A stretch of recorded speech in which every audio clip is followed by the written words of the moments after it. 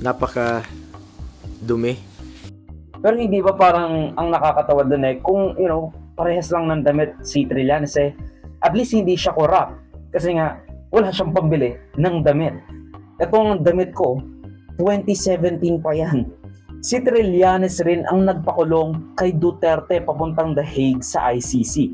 Tatandaan natin na si Trillanes at Magdalo Representative Alejano noong 2017 ang naghain ng supplemental communication sa ICC.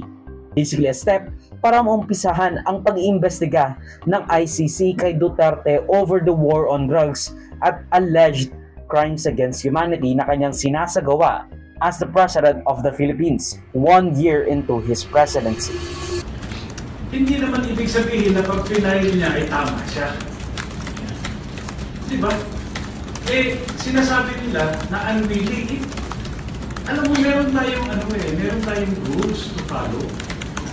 Ngayon, kung hindi naman siya nagpo-comply doon, hindi ibig sabihin na siya yung nag-file, tama na siya. Hindi kailangan i-observe din niya yung proseso. Sang-ayon sa ating rules at sang-ayon sa ating batas. Hindi ibig sabihin na pagka hindi sila yung kanilang reklamo ay hindi na-address, ay pwede na silang pumunta doon sa ICC. Pagkatapos doon, pag hindi pa rin sila dinilig, baka sa langit na yung kanilang kapit masusunod. Doon na silang reklamo. Inabot man ng ilang taon ang hustisya na naig si Senator Trillanes sa kanyang pagpapalayas kay Duterte sa Pinas papuntang The Hague, the Netherlands.